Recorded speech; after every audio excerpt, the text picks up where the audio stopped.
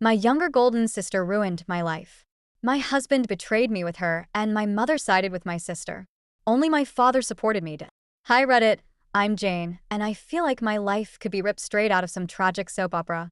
I don't even know why I'm writing this, but maybe putting it all out there will help me sort through the mess my family made of me. I grew up as the oldest of three sisters. There's me, then Rachel, the middle one, and Emily, the youngest. My mom adored Rachel. She showered her with affection, gave her anything she wanted, and acted like she walked on water. As for me, I was just there, the oldest, the responsible one.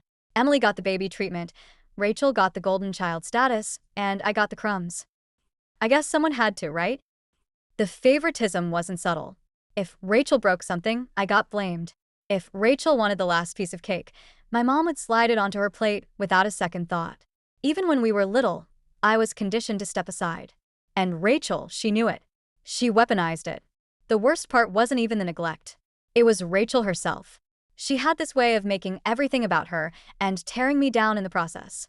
I don't know if she was just jealous or if she got off on seeing me miserable, but she made my life a living hell. She called me names: loser, idiot, worthless. Sometimes she got creative. Jane the joke was her favorite. Once, when I tried to stand up for myself, she grinned and said, "Don't worry. Mom doesn't care about you enough to notice." And the stealing, God, the stealing. Anything I liked or valued would vanish, only to reappear in Rachel's room, stuffed into her drawers or flaunted like it was hers all along. My favorite necklace? Gone. The journal I spent months writing in? Pages ripped out and used for her doodles. My birthday money? She once took $20 from my wallet and had the audacity to tell me I must have lost it because I was so careless. Mom backed her up every time without missing a beat. But nothing compared to the night Rachel took things too far. I was maybe 13, Rachel 11. We shared a room because, according to Mom, it's important for sisters to bond. Bonding, to Rachel, meant torment. One evening, I was reading a book, my one escape, when Rachel stormed in. She looked smug, her grin too wide, her eyes sparkling with some cruel idea. "You think you're better than me, don't you?" she sneered. I didn't even look up. "Not now, Rachel." She grabbed the book from my hands and threw it across the room. Before I could react, she lunged at me, shoving me onto the bed. I pushed back, but she scrambled to my nightstand and grabbed the lighter I'd stupidly hidden there after finding it on the playground. "Let's see how much you care about your stupid hair," she said, flicking the flame to life. Before I could process the threat, she was holding the lighter up to my head. The flame licked the tips of my hair, and the smell of burning filled the air. I screamed and slapped the lighter out of her hand. My dad burst into the room moments later, furious. He saw the scorch marks on my hair and demanded to know what happened. Rachel, of course, played innocent. But for the first time, Dad didn't buy it. He glared at Rachel, his voice slow and deadly. "What the hell is wrong with you?" Rachel stammered, but Dad wasn't having it. He grabbed her by the arm and dragged her out of the room. I didn't know what happened after that, but Rachel didn't speak to me for a week. Not out of guilt. She just sulked like the whole world had wronged her. For a while, things cooled down. Rachel seemed almost scared of me after Dad intervened, which was a first. I finally felt like I could breathe, like maybe I wasn't entirely alone in this family. Dad started checking in on me more, asking about school, helping me with my homework. It wasn't much, but it was something. Of course, Mom hated it. She thought Dad was babying me. She'd scoff when he asked how I was doing or interrupt us with something Rachel needed. It was like she couldn't stand seeing me get even an ounce of attention. Rachel noticed, too. She started acting out, throwing tantrums whenever Dad spent time with me. "You know how sensitive Rachel is," Mom would say, as if that excused everything. Dad, thankfully, didn't budge. He told her flat out, "Jane needs me too." It wasn't a perfect fix. Rachel still found ways to dig at me. But now I had a lifeline. For once, I wasn't completely alone. Looking back, I realize how much of Rachel's behavior was fueled by Mom. She made Rachel feel untouchable, like she could do no wrong. Whenever I tried to tell Mom what Rachel had done, she'd roll her eyes or laugh it off. "Girls will be girls," she'd say. Or worse, "What did you do to make her so mad?" One time, Rachel took my bike for a joyride and left it at the park overnight. When I confronted her in front of Mom, I said, "Mom, she took my bike again." Mom just shrugged. Maybe you should keep a better eye on your things. It wasn't just her indifference, it was the way she actively encouraged Rachel to see me as less than her. Mom would tell Rachel she was special, that she had so much potential, that I should learn a thing or two from her. It was like she was pouring gasoline on an already raging fire. There's so much more I could say, but I'll stop here for now. Writing this has brought up a lot of memories I've tried to bury. Growing up in my house felt like a constant battle, and I was always outnumbered. If it hadn't been for my dad stepping in when he did, I don't know how much worse things would have gotten. I met Michael during my second year at university. He was one of those people who lit up a room the moment he walked in, and for someone like me used to being in the background, he was mesmerizing. I remember the first time I saw him. It was at a friend's party. He was laughing at something, his head thrown back like he didn't have a care in the world. I was too nervous to talk to him that night, but fate seemed to have plans. A week later, he showed up in one of my classes. We were assigned to the same group project, and that's how it started. Michael had this way of making you feel like you were the only person in the world when he talked to you. He asked me questions about my life, things I wasn't used to sharing, and I found myself opening up in ways I hadn't before. For the first time in a long time, I felt seen. We started dating not long after that. It was intense, almost too good to be true. Michael had this way of making everything feel larger than life. Dates weren't just dinners, they were adventures. A walk in the park turned into an impromptu dance under the stars. A lazy Sunday turned into a road trip to nowhere. I was head over heels before I even realized what was happening. About a year into our relationship, I found out I was pregnant. I won't lie, I panicked. We were still in school, living off ramen and coffee, and the idea of raising a child felt impossible. But Michael was so calm about it. He said, "We'll figure it out," and somehow I believed him. We got married in a small courthouse ceremony a month later. It wasn't the wedding of anyone's dreams, but it felt right at the time. I thought we were building a life together. For a while, things were good, better than good. Michael was there for every milestone, and when our daughter Sophie was born, I fell in love with being a mom. Holding that tiny, squirming bundle in my arms for the first time was the closest I'd ever come to believing in miracles. We struggled, of course. I took on part-time jobs while finishing my degree, and Michael worked long hours to support us. Money was tight, and we had our share of arguments, but it felt like we were in it together. It wasn't until years later that the cracks started to show, or maybe they were always there, and I just didn't want to see them. The first clue that something was wrong came out of nowhere. I was cleaning up the living room one evening when Michael's phone buzzed on the coffee table. Normally, I wouldn't have thought twice about it, but this time, a message preview popped up. It was from someone named Amanda. Asterisk, can't stop thinking about last night. When can I see you again? Asterisk. I froze. My stomach dropped, and for a moment, I thought I might be sick. I picked up the phone, my hands trembling. The message stared back at me, a taunting confirmation of my worst fears. I didn't want to jump to conclusions, but what other explanation could there be? When Michael came into the room, I confronted him. He looked at me with wide eyes, his face a mask of shock and indignation. "You went through my phone?" he asked, his voice rising. He didn't deny it right away, didn't explain the message. Instead, he turned it around on me, like I was the one who had done something wrong. Eventually, he admitted it. He said it was just a fling, something that didn't mean anything. He swore it was over, that it had been a mistake, and begged me to forgive him. I wanted to believe him, for Sophie's sake, for the life we had built. I wanted to believe this was just a horrible, one-time lapse in judgment. But it wasn't. A few months later, I started noticing other things. Michael would disappear for hours without explanation. He'd say he was running errands, but when I asked what errands, his answers were vague. He started dressing up more, spending extra time on his hair and clothes for a quick trip to the store. There were nights when he'd come home smelling like perfume that wasn't mine. One night, I followed him. I felt like a stalker, but I couldn't shake the feeling that something was going on. He told me he was meeting a friend for dinner, but when I saw him get into a car with another woman, my heart shattered. They drove to a bar on the other side of town, laughing and touching like they were the only two people in the world. I didn't confront him that night. I sat in my car, watching them through the window, feeling a mix of rage and heartbreak I couldn't put into words. When he came home, he acted like everything was normal, like he hadn't just torn my world apart. The next day, I confronted him again. This time, he didn't deny it. He told me her name was Rachel. Yes, my sister Rachel. For a moment, I couldn't process what he had just said. My sister, the same sister who had tormented me throughout my childhood, who had taken every opportunity to make my life miserable. You're joking, I managed to choke out, though I knew he wasn't. I'm not, he whispered, tears streaming down his face. It's been going on for years. The room seemed to tilt around me. Years. He hadn't just betrayed me with a stranger or some fleeting fling. He had betrayed me with my own sister, the one person who should have been off limits, no matter what. I pushed back my chair and stood up, pacing the room like a caged animal. How could you? I shouted, my voice breaking. How could you do this to me? To Sophie. He sobbed into his hands, but his tears only fueled my anger. You don't understand, he said, his voice muffled. It wasn't supposed to happen. I didn't mean for it to go this far. I laughed bitterly. Go this far? What does that even mean? How long has this been going on?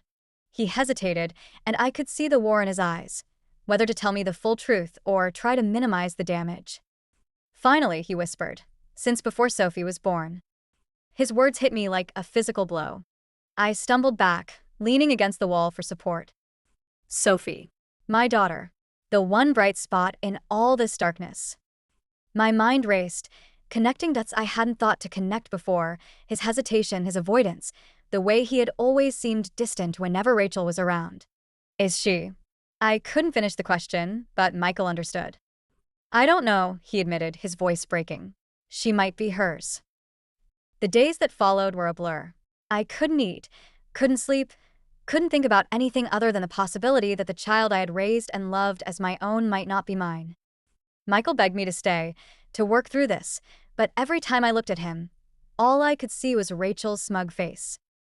I knew what I had to do. I ordered a paternity test. Michael tried to talk me out of it, but there was no stopping me. I needed to know the truth, no matter how much it hurt. The waiting was agony. Every time Sophie called me Mom, it felt like a knife twisting in my chest. What if I wasn't her mom? What if she was Rachel's? The results came in 2 weeks later. I opened the envelope with shaking hands, my heart pounding so loudly I could barely hear anything else.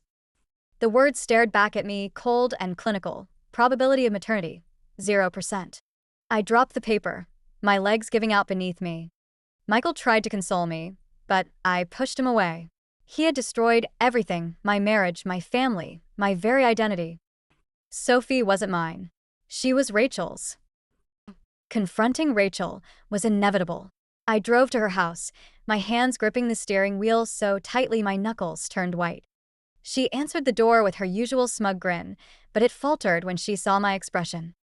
We need to talk, I said, pushing past her into the house. She didn't even try to deny it. In fact, she seemed almost proud of what she had done. Look, Jane, she said, leaning against the kitchen counter. I didn't plan for this to happen, but Michael and we have a connection. A connection? I repeated, my voice rising. You destroyed my marriage. You betrayed me and Sophie. My voice broke. She's yours. She shrugged as if it were no big deal. What do you want me to say? It is what it is. I lunged at her, fists clenched. Years of pent-up anger and resentment poured out of me as I screamed in her face. She didn't flinch. She just looked at me with something like pity and said, "Face it, Jane. Michael chose me." Leaving Michael was the hardest thing I've ever done, but staying would have been impossible. I packed my things and moved out the same night I got the paternity test results. He begged me to stay, to think about Sophie, but I couldn't. I loved Sophie more than anything, but knowing she wasn't mine, knowing she was Rachel's, was too much to bear.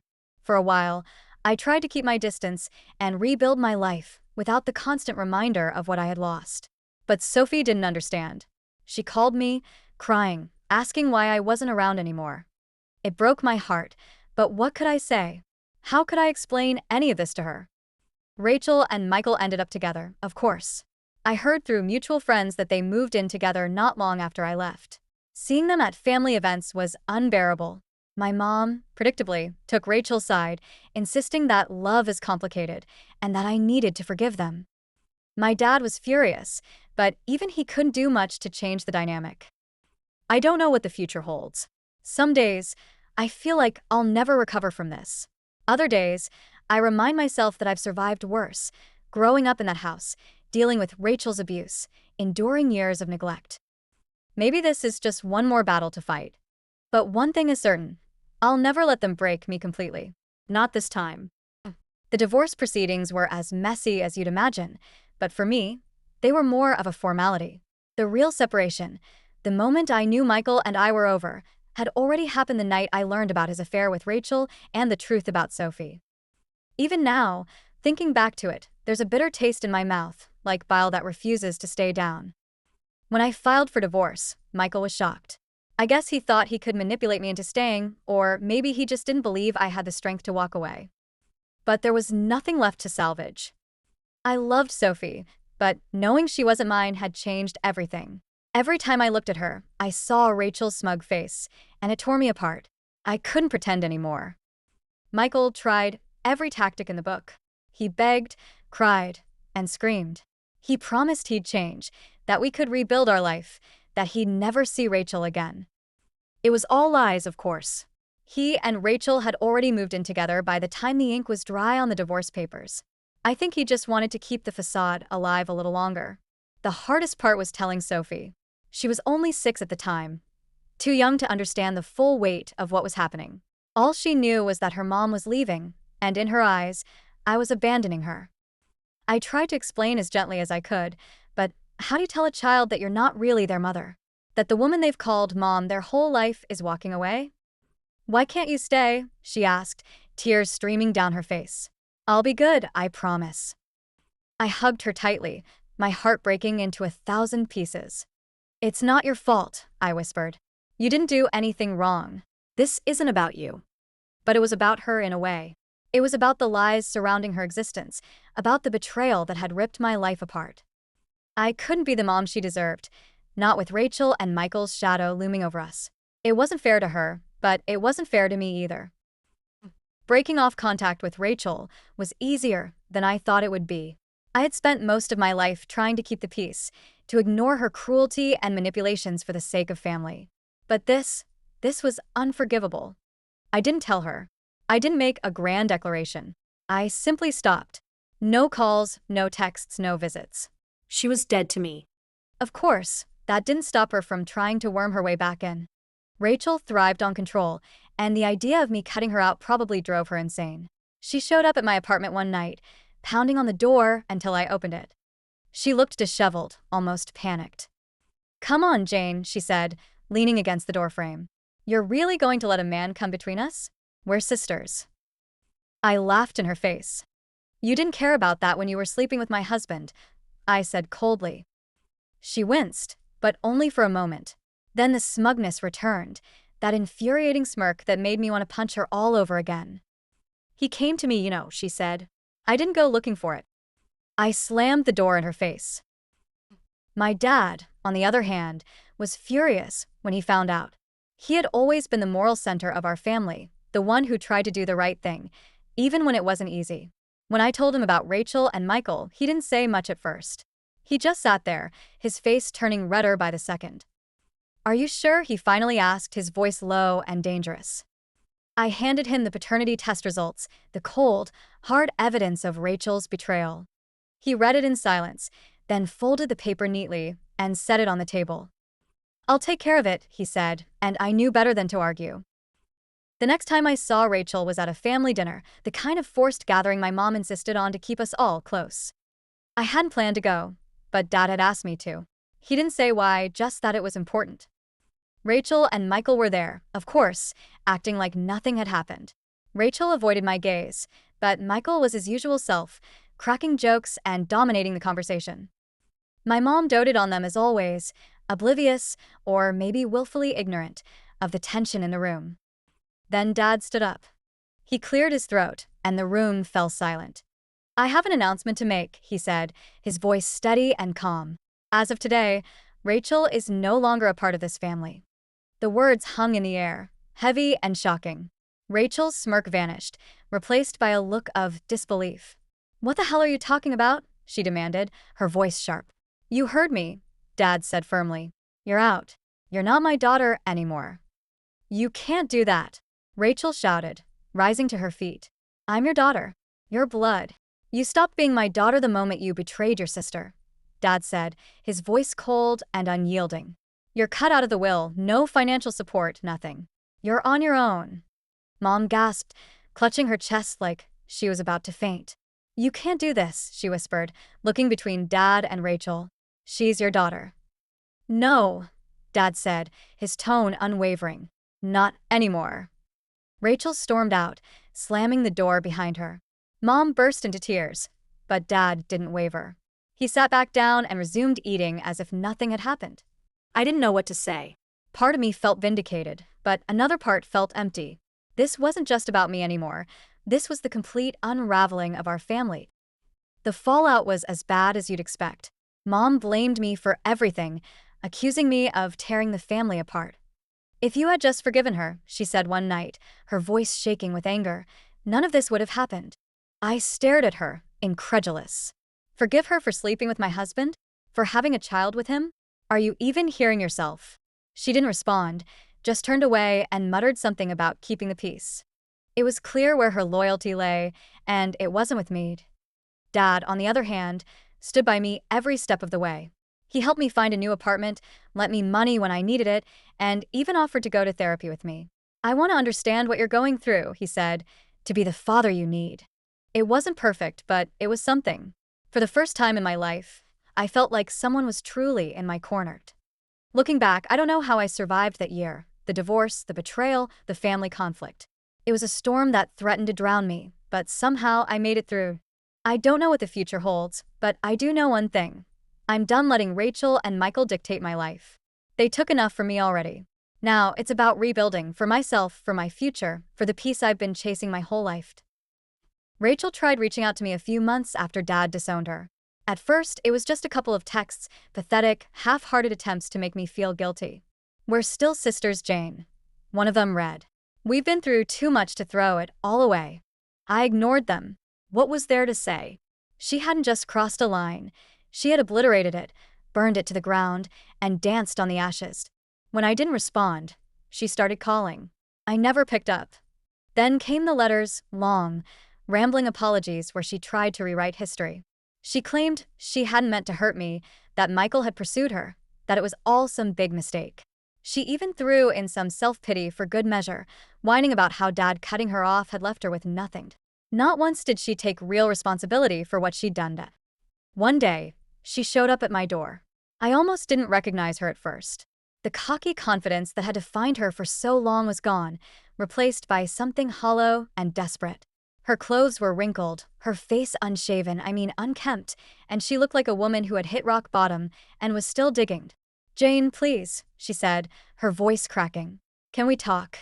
I stared at her through the peephole, my anger warring with a pang of pity I didn't want to feel. Against my better judgment, I opened the door. What do you want? I asked, keeping my voice cold.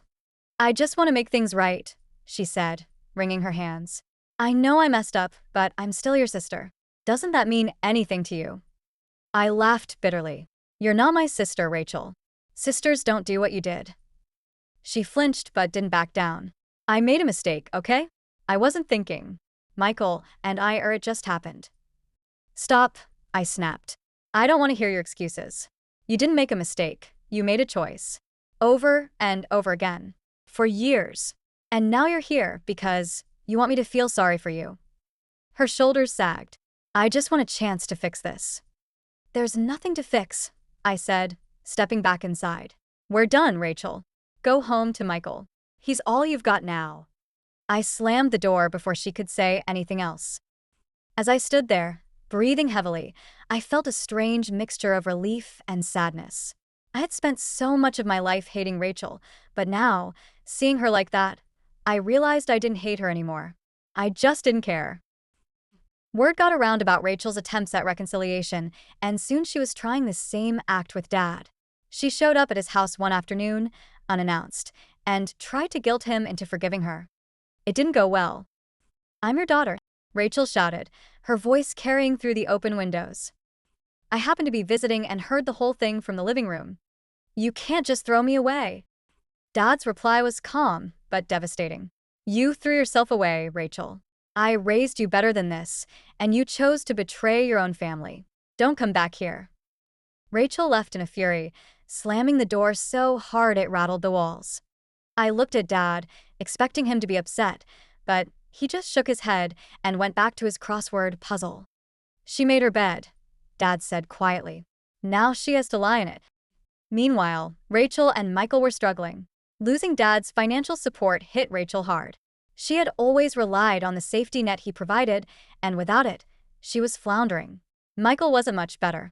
His attempts to find steady work faltered due to his unimpressive resume and the whispers of his betrayal that had spread among friends and family.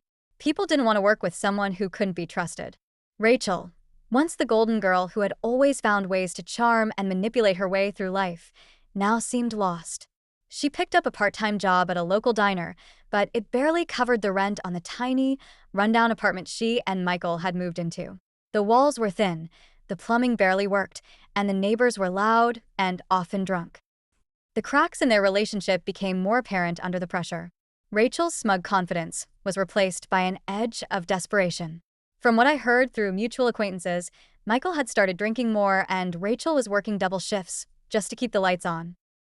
One day, out of the blue, I ran into Rachel at the grocery store. She looked exhausted, her hair pulled back in a messy bun, dark circles under her eyes. She was pushing a cart with Sophie sitting in the front seat, oblivious to the tension between us. "Jane," Rachel said, her voice filled with surprise and something else. Regret, maybe. "Hi," I nodded curtly, keeping my distance. For a moment, we just stood there, the silence heavy and awkward. Then Sophie looked up at me and smiled. "Hi, Mommy."